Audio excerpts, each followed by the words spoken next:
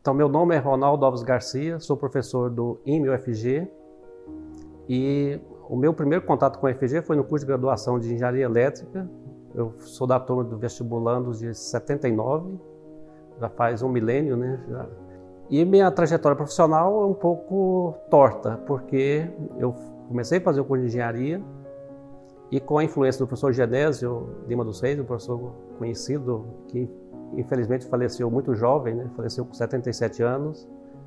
Era uma pessoa que eu me espelhava para viver 120, né?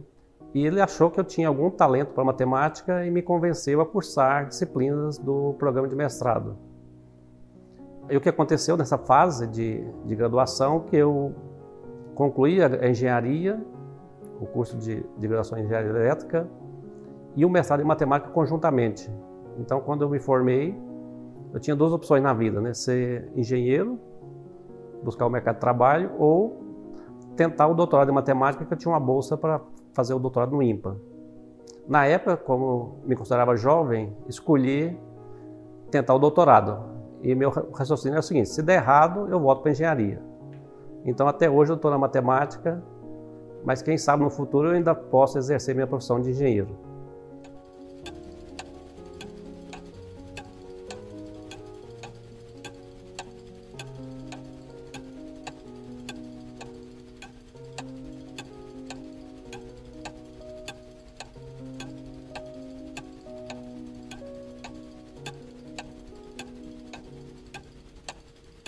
Esse período da UFG, né, de graduação, marcou alguns fatos assim que eu acho que são relevantes para a memória, né?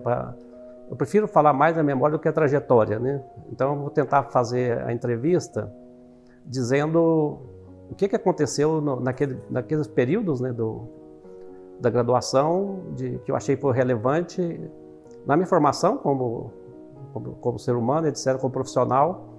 E alguns fatos também que foram determinantes também, né? Então, nessa época da graduação, foi quando teve a primeira greve federal dos professores, né? 1980. E depois, também, no ano seguinte, teve uma greve tanto de professores quanto de alunos. Então, nessa época, o DCE era bastante ativo, comparado com o que é hoje, né? A movimentação estudantil, a gente achava que era pequena, mas comparando com o início dos anos 80 com o que é hoje, o movimento estudantil, eu reconheço que naquele tempo era muito mais ativo, né? Tinha muito mais vivência universitária. Hoje os jovens têm pouca vivência universitária na minha visão, né? E naquela época também, uma coisa que eu acho que é relevante ficar batendo na tecla é que o movimento Direta Já começou em Goiânia, né? Poucas pessoas têm essa noção, né? Eu defendo essa causa. Recentemente eu vi um jornalista da Globo atribuindo esse crédito, né? E começou com uma reunião informal, uma coisa pequena. O DCE fez uma reunião com o deputado Ulisses Guimarães na época, aqui na Faculdade de Educação. Eu só tomei conhecimento que eu estava estudando na Faculdade de Direito, na biblioteca, quando a gente escutou foguete tocando, né? Barra foguete, né? E aí a gente perguntou, mas que é isso? Foguete essa hora, né? Será que é o Willis que está fazendo campanha aqui, né? Aí não, é o Ulisses, o DCE convidou o Ulisses, ele está aqui, eles fizeram a reunião lá na Faculdade de Educação. E no dia seguinte já surgiu a notícia do Direta Já, né? E depois o movimento se espalhou como a gente conhece no Brasil todo, né? Então tem coisas que Goiânia tem várias vanguardas que a gente não toma conhecimento, mas esse acho que foi um momento bastante singular assim na história do Brasil e que começou numa coisa pequena. Então tem sempre essa visão que às vezes uma coisa pequena, as pessoas, isso não vai dar em nada. Dá, né? Tem muitas vezes que, para começar, tem que ter um start, né? O que eu sonho é que daqui a 300 anos, o que eu estudei hoje, alguém vai falar, 300 anos atrás alguém estudou isso aqui, né? Deu uma contribuição nisso. Mas a história, assim, não é linear, né? Então, o problema que eu estudo, assim, a linha principal de pesquisa que eu tenho, ela tem uma linha do tempo, né? Então, ela começou por volta de 1790, na França, a gente conhece ele mais pela geometria descritiva, que é o Gaspar Monge, foi um matemático dessa época. E nessa época ele tinha que resolver um problema de engenharia. E esse problema depois ele ficou esquecido. Hoje é um problema super atual em várias áreas, tanto em matemática como economia, combinatória. E E basicamente é o seguinte, isso todo mundo entende. O que você tem? Você tem um monte de terra aqui, você quer transportar esse volume de terra para outro lugar. Você quer fazer uma estrada, você quer pegar a terra de um lado e passar para outro, transporte. E ele idealizou que ele queria fazer isso da maneira que fosse a mais econômica possível. Mas naquela época, como não tinha dinheiro assim, envolvido, o conselho era físico. Então ele queria fazer gastando, não é energia, porque ele definiu outro objeto, mas seria que chama momento de massa. É um nome técnico, mas assim, mas é bastante intuitivo, né? Eu tenho terra para cá, quero passar para cá, quanto vai me custar isso, né? De esforço. Então ele resolveu esse problema, que chama problema de transporte de Monge. Depois esse problema, na década de 1940, teve outras contribuições, hoje é reconhecido na literatura como problema de Monge-Koterovich. Mas assim, a origem é 1790, né? Guarda essa data aí, né? De 1790. Então esse problema de transporte, e hoje, na década de 2000, ele teve uma revolução de estudo, né? Ele migrou desse problema técnico de transporte e engenharia e virou um problema de matemática, com matemática mais sofisticada do século XX, né? E que tem implicações na economia, né? Assim, por exemplo, né? Só para dar uma coisa assim você imagina, transporte, né? Pensa em uma empresa aérea, tem que fazer transporte à malha, né? A nossa internet é transporte, está transportando dados, né? Como é que você faz isso para ter a melhor combinatória possível de menor gasto e maior ganho, né? Então esse é um problema, que é a origem das coisas que eu estudo, que chama, assim, as coisas que eu estudo chama teoria geométrica das linhas de curvatura, né? Linha de curvatura, assim, para leigos, o que é, né?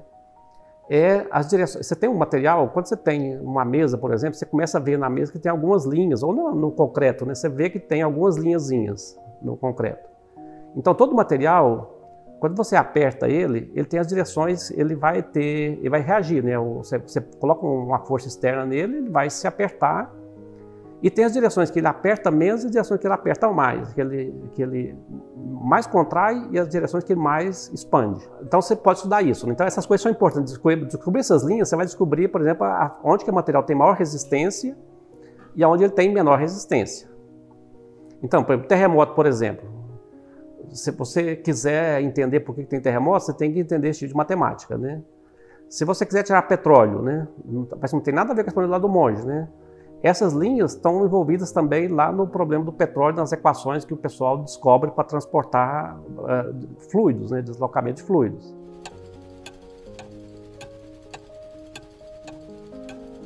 E a minha primeira experiência docente foi em Jataí, né? Então nessa época eu peguei acho que 4 ou 5 turmas num semestre e viajava para segunda a sexta ficar em Jataí, final de semana em Goiânia, e depois voltei para o doutorado e concluí o doutorado em 89.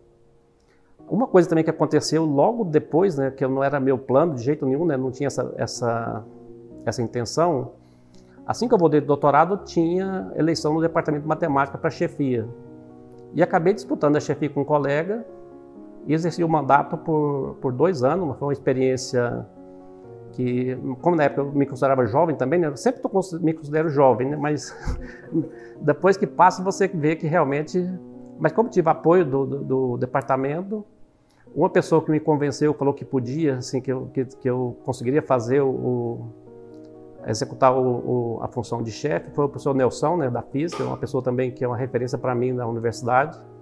Tem muitos nomes, né, que eu gostaria de lembrar nessa trajetória, né. Então o professor Nelson na época era o diretor do MF e que deu apoio para que eu pudesse realizar as atividades de chefe, né.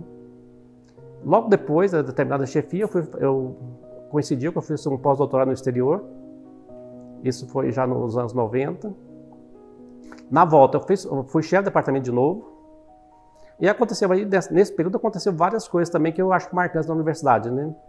Foi quando teve a reforma do Estatuto, né? Então, eu tive a oportunidade de participar da reforma do Estatuto da universidade, que foi promulgada, acho que em 96. Então foi um período que eu aprendi muito sobre legislação universitária. Então para mim acho que foi uma fase também de aprendizagem interessante assim, na minha vida universitária, né? E na sequência eu fui diretor do IME, fui o segundo diretor do IME.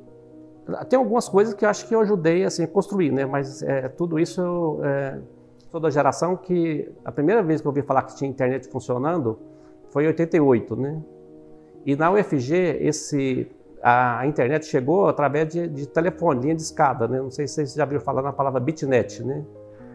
Então, assim, essa coisa que eu não fiz nada, né? Só fiz os contatos, mas eu acho que eu tive a participação de ajudar a trazer a bitnet para o UFG, né? Assim, E nos meus projetos de pesquisa que eu faço, eu tento sempre colocar, por exemplo, recursos para literatura, para a biblioteca, né?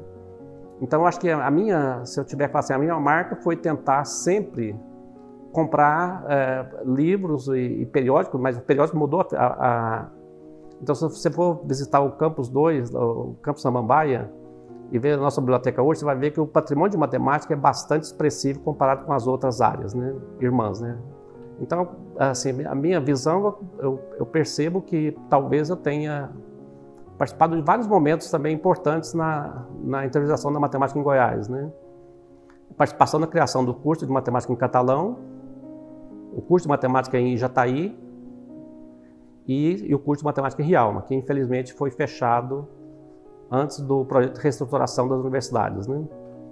Então, novamente, Jataí no meio, assim, outra pessoa também que eu convivi, que faleceu recentemente por causa do Covid, né? A professora Ana Cartas, não sei se vocês conheceram. Para mim, a participação da professora Ana Cartas em Jataí foi emblemática, né? Porque na época estava com muita crise no campus de Jataí. E ela foi nomeada diretora lá, no reitorado do professor Ari Monteiro, e mais ou menos a missão dela era acabar fechar o boteco, né? Tava tanto problema que tinha, que a prefeitura, era aquela época dos convênios entre a universidade e as prefeituras. Então era só problema, né?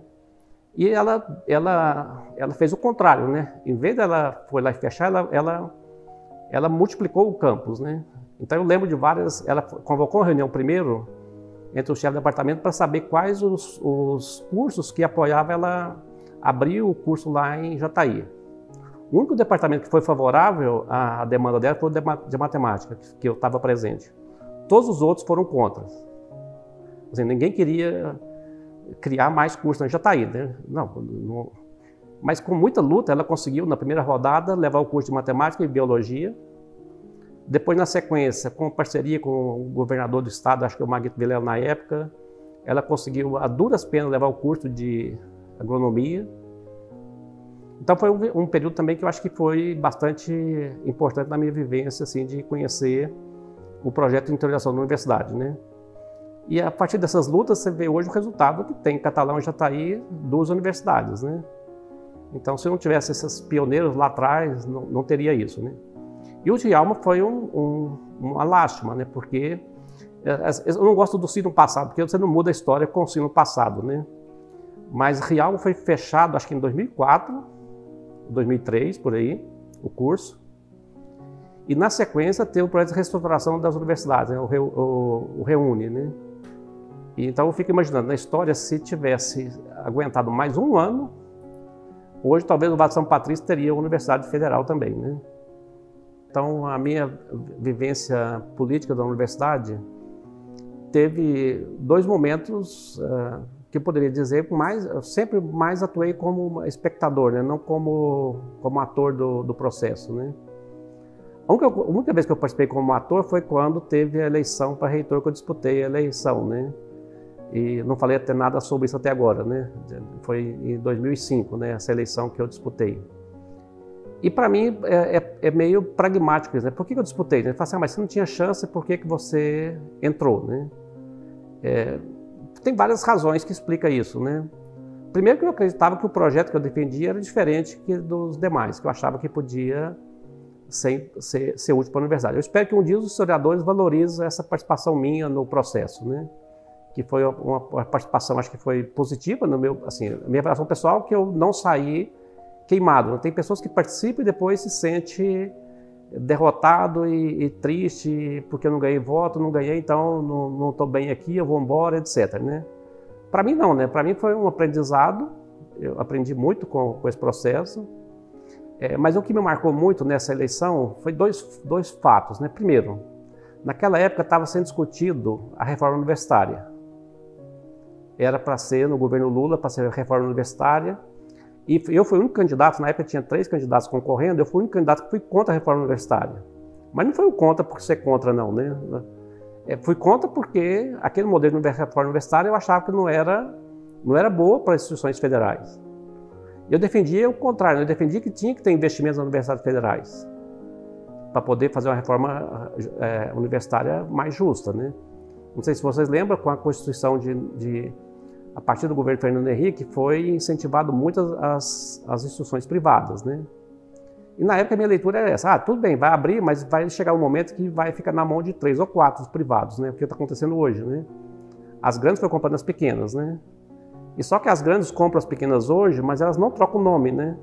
Elas mantêm o nome original da pequena, né? Aí você pensa, minha faculdade lá do interior da cidadezinha tal, foi o professor fulano que criou, né? Nada, está na mão do grupo grande, né? Quando chega 2006, o governo federal lança o Reúne, e a universidade, com isso, eu acho que a UFG, nesse ponto, acho que aplicou bem o recurso do Reúne, né? Dentro do possível. Com exceção do ponto que na época tinha a ideia da universidade, que como essas coisas do Brasil, você tem que estar preparado para tudo, né? Por exemplo, 2005, a ideia que tinha a reforma universitária, que ia fazer uma reforma, não falava nada de investimento nas universidades federais. 2006, o governo como se colocou na gaveta aquele projeto de reforma universitária, não falou mais nisso, até hoje não fala mais, né? Mas eu tenho certeza que esse projeto está na gaveta, né? Qualquer momento vai aparecer de novo, né? Eu não sei se a universidade hoje vai estar preparada para enfrentar de novo essa reforma universitária, como será, né? Assim, já passamos quase quantos anos? Quase 20, né? Essas coisas são ciclos, né? Fica lá, adormece, depois volta, né? Então, para mim, assim, o que a universidade tem que se preparar hoje é para o próximo ciclo de reforma universitária, né? Que eu acho que vai vir, né? Não saiu da agenda, né? Ela deve aparecer a qualquer momento, né?